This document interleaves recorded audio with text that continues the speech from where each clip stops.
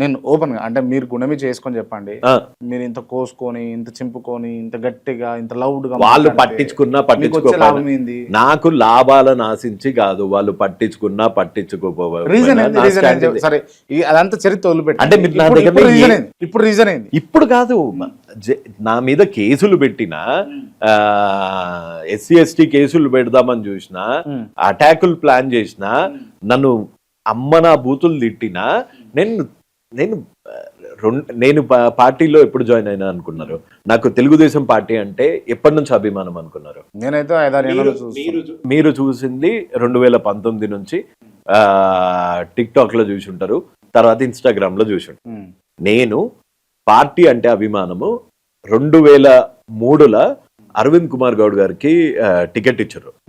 Ticket ఇస్తే AC guards దగ్గరికి వెళ్ళి నాంపల్లి మన ఎగ్జిబిషన్ హాల్ వరకు చంద్రబాబు నాయుడు గారు కూడా వచ్చారు. ఆ ర్యాలీలో నేను బండ్లతో కాకుండా ప్రశాంత్ టవర్స్కి వెళ్ళి నేను పబ్లిక్ ని పట్టుకుపోయినా, ఆల్మోస్ట్ ఒక 10-20 మందిని పట్టుకుపోయినా. బండిలో పెట్రోల్ పోసుకొని నా పైసలతోనే నేను పోపించి, అప్పట్లో 20-30 రూపాయలు ఎంతనో ఉంటే లీటరు, అందరికి పోపించి, అందరికి టిఫిన్లు తినిపించి ఆడికెళ్ళి ఈడి వరకు వచ్చినాం. పేరువారం రాములు కిల్లా కన్పూర్ దగ్గర నుంచి ఆయన నాకు తెలిసి 2008లోనో 2009లోనో ఆయన జాయిన్ అయ్యారు మన పార్టీ ఆఫీస్ లో. అది అంతకుముందు రవిచారి, మా ఏరియా ప్రజెంట్ ఎమ్మెల్యే ముఠా గోపాల్ గారు, ముఠా జయసింహ, వీళ్ళందరూ కూడా ముందు టీడీపీ పార్టీ నుంచే. అంతకుముందు నాయన్ నరసింహారెడ్డి గారు, ఆయన జనతాదళ్ ఉండే అప్పట్లో. ఎన్టీఆర్ గారు టికెట్ ఇస్తే చాలా చిన్న మార్జిన్ తోని కోదండరామ్ రెడ్డి గారి మీద ఓడిపోయిండు. సో అప్పటికెళ్ళి వచ్చిన అభిమానం ఇది. అప్పటికెళ్ళి వచ్చిన అభిమానము మేము లోకల్ గా చూసిన పరిస్థితులు, మాకు కనిపించిన రోడ్లు వేరు. తెలంగాణ కదా 100% కదా? Yeah, Telangana proper Andhra. Right. మరి పాస్పోర్ట్ చూపించాలా, ఆధార్ కార్డు చూపించాలా, ఏం చూపించాలా? కాకపోతే ఆంధ్ర వెయిటేజ్ ఎక్కువ ఉంటది కానీ మీకు. నేను పుట్టినప్పుడు అయితే కలిసే ఉండే కదా భయ్యా, నేను తెలంగాణ టైంలో తెలంగాణకే సపోర్ట్ చేసిన, సమైక్య రాష్ట్రానికి సపోర్ట్ చేయలే, తెలంగాణకే సపోర్ట్ చేసిన. ఇక్కడ కూడా తెలుగుదేశం పార్టీ అధికారంలోకి రావాలని కోరుకుంటున్నాను. ఇప్పుడు ఇంతగానం మళ్ళా అంటున్నా, ఇంతగానం లేవడుతురు, ఇంతమందం లేపుతా ఉన్నారు కదా, ఏం చేసింది ఇప్పుడు కూటమి? ఏం చేసింది? ఏం చేయలేదు. ఇచ్చిన వాగ్దానాల్లో ఏది అన్ని నెరవేర్చిందా? అన్ని అడిగిన దానికన్నా ఎక్కువ పెట్టింది.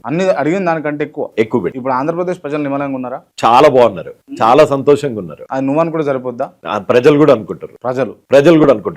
ఏ ఊరన్నా పులివెందుల పోదామన్నా పోదాం, భయం లేదు, బొక్కలేదు. పులివెందుల పోదామన్నా పోదాము. ప్రభుత్వ పథకాలు అందుతున్నాయా లేదా? తల్లికి దీవెన, తల్లికి వందనం, ఏది? ఏ రెప్లికాలు?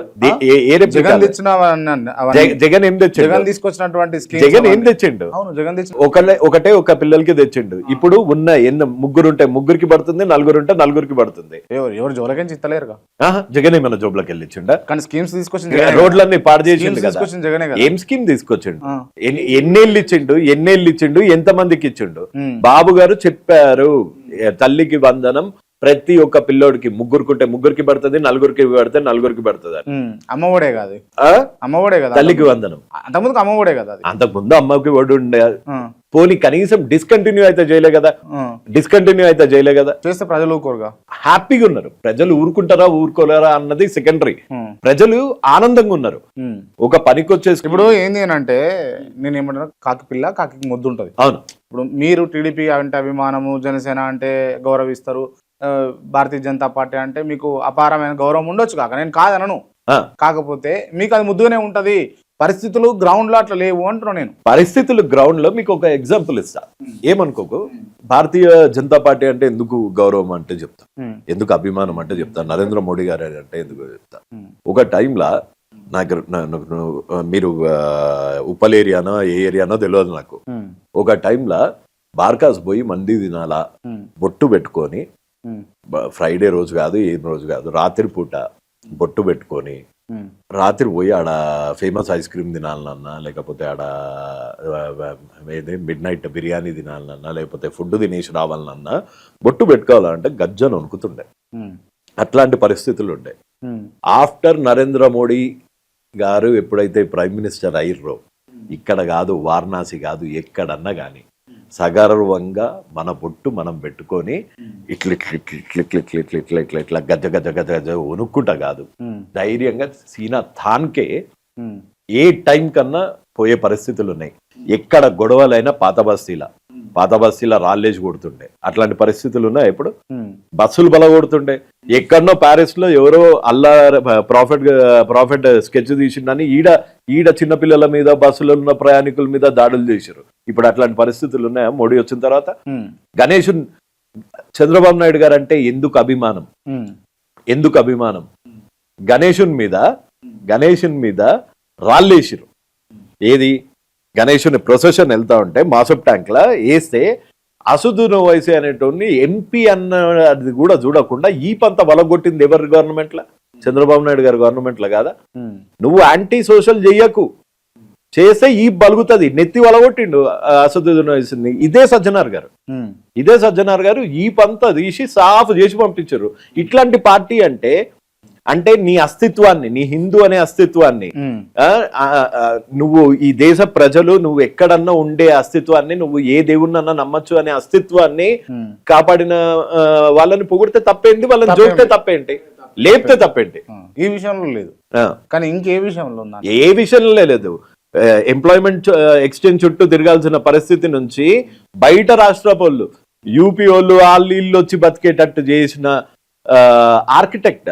నీకు ఒక ఆపర్చునిటీ, నీకు ఇవాళ చేపలు తీసుకొచ్చి ఇచ్చిన అనుకో, ఇవాళ ఒక్క రోజే చేపలు తింటావు.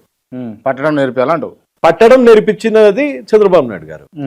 ఒక ఇక్ఫా యూనివర్సిటీ కానీ, ఇంత వరల్డ్ క్లాస్ యూనివర్సిటీస్ కానీ, వరల్డ్ క్లాస్ హాస్పిటల్స్ కానీ, వరల్డ్ క్లాస్ ఇన్ఫ్రాస్ట్రక్చర్, హైదరాబాద్ లో ఇంత వరల్డ్ క్లాస్ ఇన్ఫ్రాస్ట్రక్చర్ రావడానికి ఫౌండేషన్ వేసింది డెఫినెట్ గా చంద్రబాబు నాయుడు.